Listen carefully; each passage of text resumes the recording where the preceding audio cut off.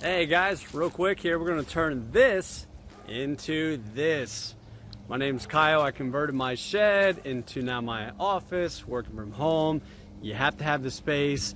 So this was the answer for me. I couldn't live in the house with 2 kids and a wife running around all the time. So now I'm out here.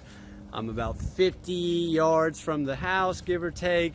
And this is the answer for me. So this project took me about 3 months. What I want to do here is show you exactly what I did from top to bottom, how much it cost, how long it took, who I had to involve to get this project done. But this is not a how-to, this is more of a inspire ideas, give you the idea. Hopefully you can get the project done quicker, better than maybe what I even did here. So I will share some tips I learned along the way. So I'm going to show up, we're going to get right down to it. So really from top to bottom here, let's go.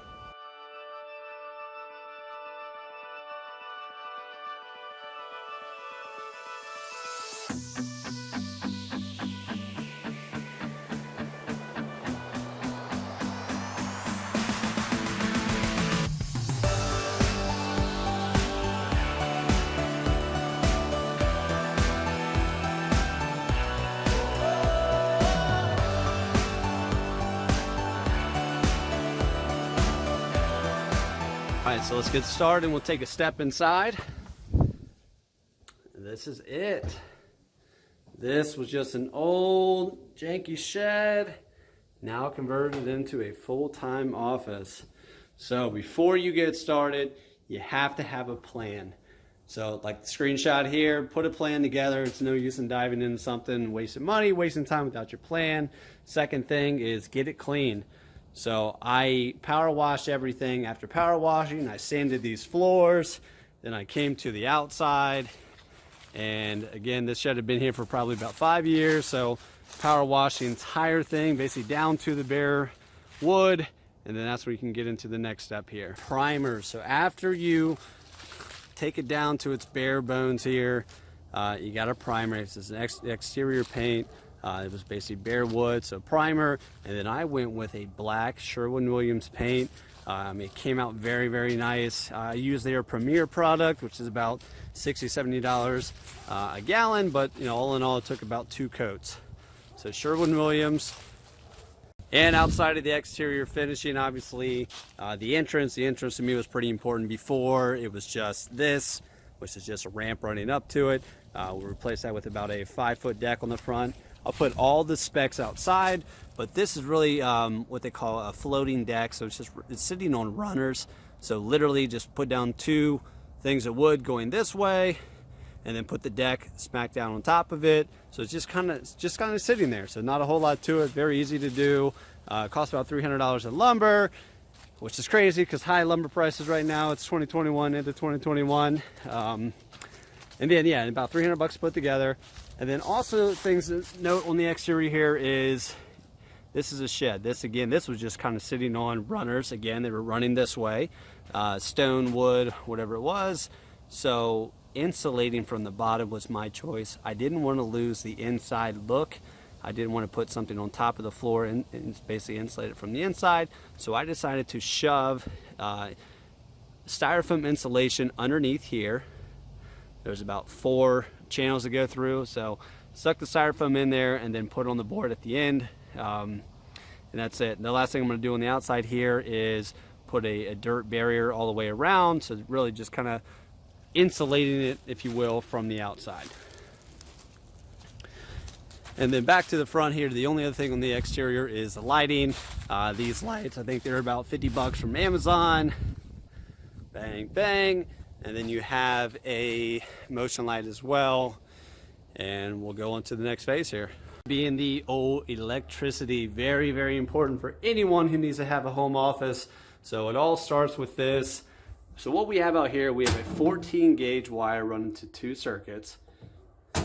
The first circuit runs solely the AC and the air conditioner and the heater. And then the other circuit runs the other 5, 6 outlets, runs the lightings as well.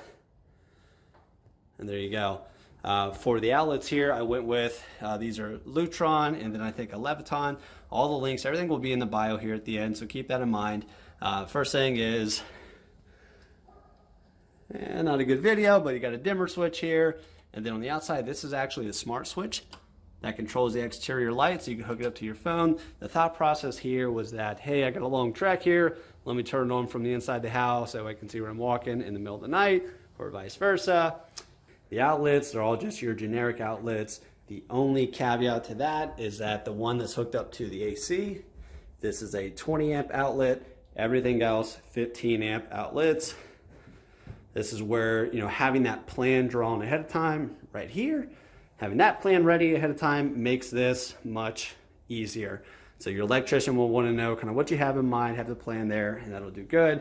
We were going to talk about this, but you got your dimmer, you got your smart switch. These are called canless lights. These are very nifty. You can buy a kit of these from Amazon or Home Depot for about $90. And basically all it does, you just kind of drill the hole up in the drywall once the drywall's laid, and these just kind of clip in. So super duper easy. My electrician loved it. So canless lights, highly recommend. I have all the lighting here in the world. And this is, this are basically as low dimmed as possible. So it can go much, much brighter. You got to have a heater and AC. I'm based out of Ohio. This is obviously very necessary. What I went with is a portable AC / heater. So this is a Rosewill. It certainly does a job. It's not the hottest heater in the world. So what I did to supplement that is purchase a Tommy, just basic floor heater. What's nice about this one is I can control it with my phone. Again, a link in the bio, but I can control it with my phone. And basically, when I'm coming out to the office, I'll turn it on 30 minutes ahead of time, or also put it on a schedule, and it can turn on by itself. But bottom line is, you got to keep it cool, you got to keep it warm, and those are my solutions. The last thing regarding electricity is this bad boy. So we'll factor in the internet. So the best way to do this in my situation was, again, I'm about 50 yards from the house, 150 feet.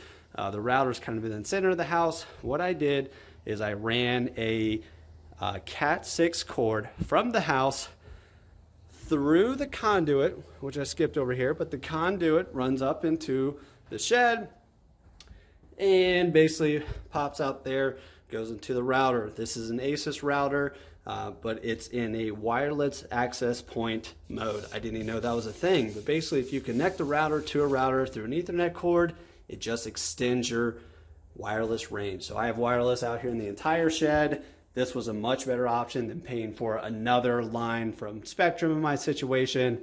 Really, so again, I just connected a router to a router, and now I have Wi-Fi everywhere.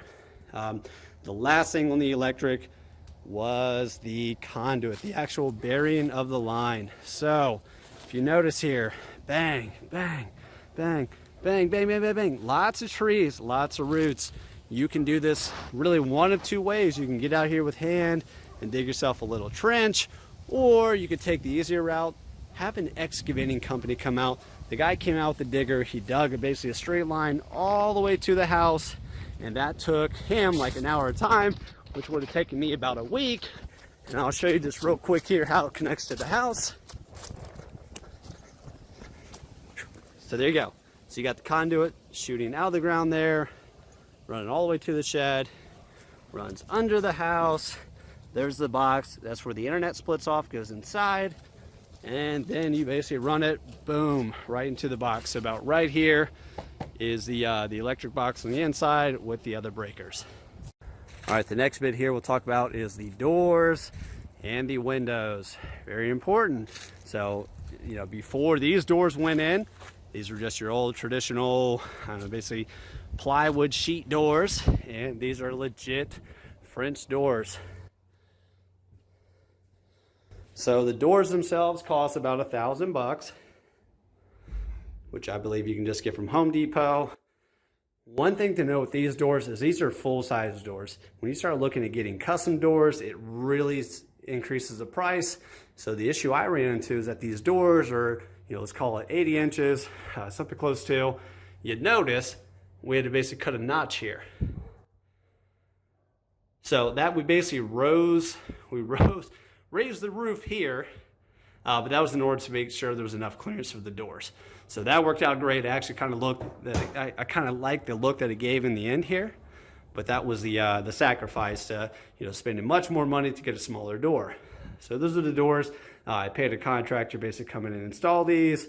Doors $1,000 to get the doors and the windows installed. Was about another $1,000 as well, give or take. And then with the windows, I went with windows that fit in specifically in between the rafters here. Well, not the rafters, but the studs in the wall. So the studs here, they were just basically 2x4s, and it was every 22 inches, I believe. 22, 22, 22, 22, 22. So I bought windows that fit in perfectly in between the studs. That way we weren't cutting out studs, making the installation process easier, making the installation process cheaper, and then also maintaining the structure of the shed itself.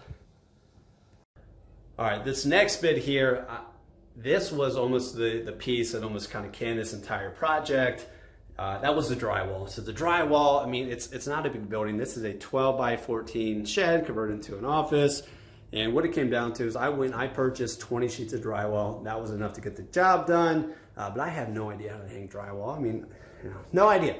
So I started getting quotes. My first quote, $3,300 to hang 20 sheets of drywall. Ended up being 17 sheets of drywall, so $3,300. The second quote, $2,800. Again, these are like kind of, you know, almost break the entire project. I was about to go back to the drawing board, even though I had all 20 sheets of drywall. So $3,300, $2,800, but I finally found my person. So the moral of this story is ask around.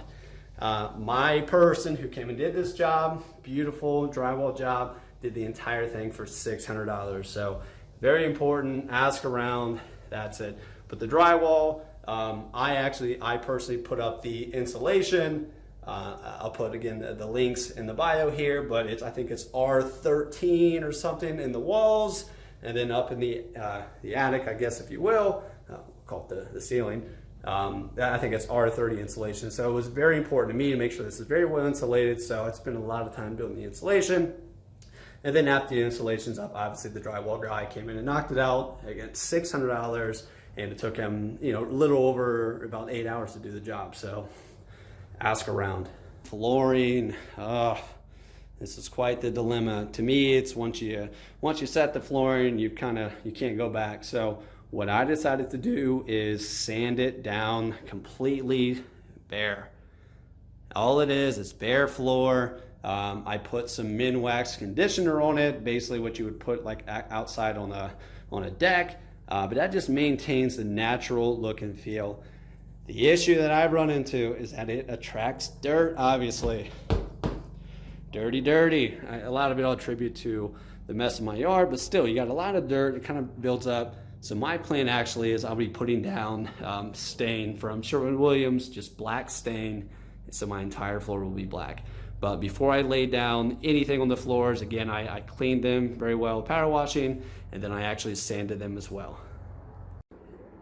And then the last category we'll go into is the office supplies, I'll call it. Basically anything that's not required to have in, but things that, you know, kind of makes an office an office. So for me, that was the picture. This picture is kind of cool. I mean, it's like it's one of those glass arts. I don't know if you can tell, but just kind of unique. wearesocialculture.com. That's where I got that one from. The desk is my favorite thing in the whole thing. The desk is just I think it's a 2-inch butcher block. And then I got legs from hairpinlegs.com. And basically tack those on. Same thing here, hairpinlegs.com. Gave me my little end tables for seating. Also for the router back there. That company, they're based out of Columbus, Ohio, actually. Fantastic, I love their products. The chair, this just came off of Wayfair. And then the desk, you know, to me, I spent a lot of time here, so I went with 2 just Philips monitors. They're about $130 a piece.